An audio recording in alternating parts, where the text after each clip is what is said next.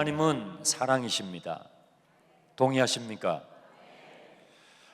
이 단지를 어떤 분이 조성을 하셨는지 저는 그분을 알지 못하지만 쭉 둘러보면서 이 단지를 조성했던, 만들었던 그분의 성품을 짐작할 수는 있었습니다. 이 단지 안에 교회 예배당이 있습니다. 혹시 여러분들이 그 브로셔를 보셨는지 모르겠습니다. 그래서 제가 어제는 제 아내와 그 예배당에 가보았습니다. 수요일 날도 예배를 드리고 주일 날도 예배 드리는 시간이 있는 것을 제가 보고 또 예배당에 가서 잠시 기도하는 시간을 가졌습니다. 모든 창작물은 그 작품을 만든 분의 애정과 사랑이 깃들여져 있습니다. 엄마가 만들어준 아침 식사에는 엄마의 애정과 사랑이 담겨 있죠. 아빠가 사랑하는 자녀들과 함께 놀면서 만들어주는 그 장난감에는 아빠의 애정과 사랑이 깃들여져 있는 것이죠. 우리가 이 세상을 살아가면서 만들어내는 자그마한 손글씨, 엽서 하나, 편지 하나, 그림 한 장, 모두에도 그 사람의 애정과 사랑이 담겨 있다면 이 우주 만물을 창조하신 하나님이 창조하신 이 창조의 세계를 보면 창조주 하나님의 성품이 어떠한 분인지 우리가 짐작하고도 남는 것입니다. 창세기 1장 1절에 태초에 하나님이 천지를 창조하시니라. 여러분, 하나님은 시공간 밖에 시간과 공간을 초월해 계시는 하나님이, 그 하나님께서 시간을 만드시고 공간을 만드셔서 그 안에 들어오셨다라는 사실은 그것이 사랑이었음을 우리가 발견하게 됩니다.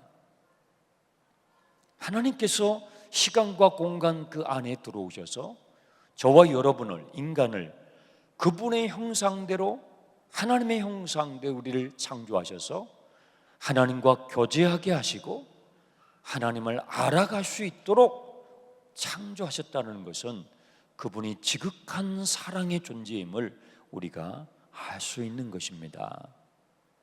사랑은요, 상호적인 것입니다.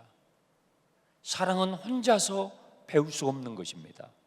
사랑은 반드시 그 대상이 있어야만이 배울 수 있는 것이 사랑인 것입니다. 하나님께서 저와 여러분을, 우리 인간을 하나님의 형상대로 창조해 주셨고 저와 여러분을 지금 이 자리에 불러주셨다는 것은 우리를 그분의 일부로 받아주셨다는 것입니다. 그분의 일부로 우리를 선택해 주셨다는 것입니다. 하나님의 사랑 안으로 우리를 초청해 주신 것입니다. 하나님은 우리 인간에게 사랑을 주시는 뿐 아니라 하나님도 우리 인간에게 사랑의 대상이 되시기를 선택하셨다는 의미입니다. 사랑은요, 그 상대방의 필요를 채워주고 싶은 그 마음이 없으면 사랑은 배울 수가 없고 사랑은 완성될 수도 없습니다. 하나님께서는요, 우리 인간에게 섬김의 대상이 되실 뿐만 아니라 하나님도 우리 인간을 섬기시기로 선택하신 것입니다. 사랑은 용기가 필요합니다. 어떤 용기죠? 상처받을 수 있는 용기요. 사랑을 배우려면, 사랑을 완성해 가려면 상처받을 용기가 우리에게 필요하죠. 미움받을 용기가 없으면 우리는 사랑을 배워갈 수 없습니다. 그래서요, 인간이 하나님에 의해서 상처받을 수 있지만 우리가 하나님께 상처받아요. 그런데요, 하나님도 우리에 의해서 상처받을 수 있다는 것을 그분이 선택하시고 우리를 지으신 것입니다.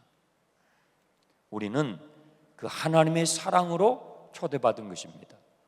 하나님의 사랑의 절정은 무엇입니까? 하나님이 세상을 이처럼 사랑하사 독생자를 주셨으니 누구든지 저를 믿는 자마다 멸망하지 않고 영생을 얻게 하신 예수 그리스도의 십자가의 사건이 하나님의 사랑의 절정인 것입니다. 바로 그 사랑으로 우리 장충단 교회가 80년 전에 세워진 줄 믿습니다. 그리고 오늘까지 이 자리에 오게 된 줄 믿습니다. 31절에 보시면요, 가룟 유다가 어둠 밖으로 나갔습니다. 유다가 밖으로 나갔다는 것은 이제 십자가의 사건이 얼마 남지 않았다는 것을, 주님의 죽음이 임박했음을 시사하는 것입니다. 그런데 31절 32절에 예수님께서는요, 자신의 죽음을 영광이라고 표현하는 것입니다. 왜 예수님은 자신의 죽음을 하나님의 영광 받으시고 또한 자신에게도 영광이라고 말씀하실까요? 예수 그리스도의 십자가의 죽음이 하나님이 어떤 분이신지를 가장 절절하게 보여주는 하나님의 하나님 되심, 그분이 사랑이심을, 그분이 완전한 사랑이심을 보여주는 사건이고, 또 그분의 십자가의 죽음이 바로 하나님과 떨어져 있었던 저와 여러분을 다시 하나님 앞으로 이끌 수 있는 그 길을, 그 구원의 길을 만드시는 사건이 되기 때문에 자신의 죽음을 하나님께 영광이요, 주님 자신에게도 영광이라고 표현하고 계시는 것입니다. 그런데 제자들은 곧 닥칠 그 일이 무엇인지 모르고 어리둥절해 있습니다. 그래서 33절에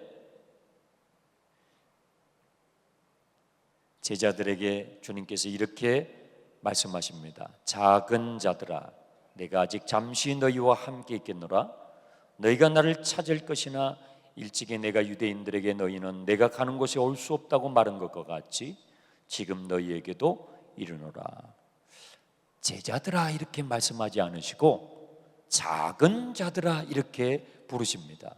이것은 헬라어로 테크니아라는 단어인데, 사랑하는 아버지가 어린 자녀를 부를 때에 사용하는 호칭입니다. 제자들이 너무 어려 보이는 것입니다. 그 어린 제자들 향해서 작은 자들아,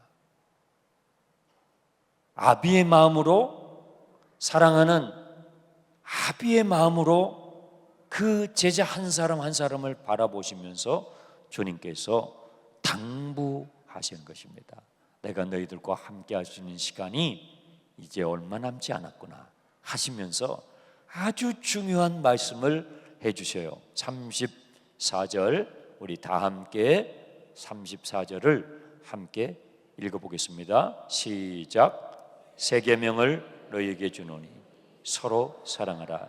내가 너희를 사랑한 것 같이 너희도 서로 사랑하라. 왜 예수님께서는 하필이면 이 시점에 새 계명을 주실까요? 왜 하필 이 시점에 이 새 계명, the new commandment, 새 계명을 주실까요? 이제 제자들은요, 예수님이 없는 시간을 보내야 돼요. 주님의 부재의 시간을 보내야 돼요. 여러분, 우리의 삶 가운데 주님이 부재하신 것 같은 시간을 보낼 때 우리는 어떻게 보내야 할까요? 제자들은 주님이 부재하실 때에 그들은 배신하게 되고요, 부인하게 되고요, 거절하게 되고요, 도망가게 되고요, 그들의 계획이 산산조각되는 것 같은 그런 암담함을 겪게 되고요,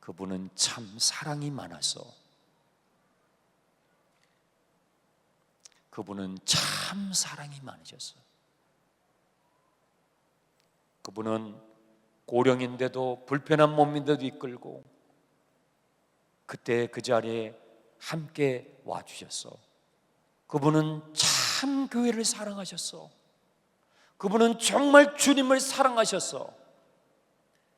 사랑이 많은 분으로, 주님은 사랑이시기 때문에 그 주님을 닮은 자로서 기억되는 여러분과 제가 되기를 주님의 이름으로 축원합니다. 사랑이 없으면 천사의 말을 한다 할지라도, 사랑이 없으면 사람의 방언을 한다 할지라도, 예언을 하고 능력을 행사하고 산을 옮길 만한 일을 한다 할지라도, 많은 사람을 구제를 하고 내 몸을 불살하게 내어주는 열정이 있다 할지라도 사랑이 없으면 울리는 꽹과리와 같고, 사랑이 없으면 아무것도 아닌 것입니다. 말씀을 정리하겠습니다. 불확실한 시대를 살아가는 저희들입니다. 하나님이 부재하시는 것 같은 시대를 살아가는 저희들입니다. 이런 때에 우리가 어떻게 이 시대를 돌파하며 이 시대를 승리할 수 있을까요? 주님이 우리를 사랑해 주셨던 것처럼 우리가 서로를 사랑할 때, 우리의 가족을 사랑하고 우리의 지체들 한 분 한 분들을 사랑하고 우리 이웃들을 사랑할 때, 우리 장충단 교회를 통해서 하나님의 살아계심이 드러나고 하나님의 영광이 드러나게 될 줄로 믿습니다. 네, 잠깐 기도하겠습니다. 하나님 아버지, 감사합니다. 하나님이 사랑이심을 저희들이 2박 3일 동안 느끼고 서로를 축복하며 참으로 기쁘고 즐거운 시간을 보냈습니다. 감사합니다. 새 계명을 주노니 너희가 서로 사랑하라. 내가 너희를 사랑한 것 같이 너희도 서로 사랑하라. 이 말씀을 마음에 담고 이 산을 내려가 우리의 가족을 사랑하며 뿐만 아니라 우리 이웃을 사랑하며 우리 나라를 사랑하며 우리 민족을 사랑하며 더 나아가 세계 도처에 고통하며 괴로워하며 아파하는 많은 영혼들을 사랑해 줄 수 있는 우리 장충단교회 형제자매님들이 되게 해 주시옵소서. 예수님의 이름으로 기도합니다.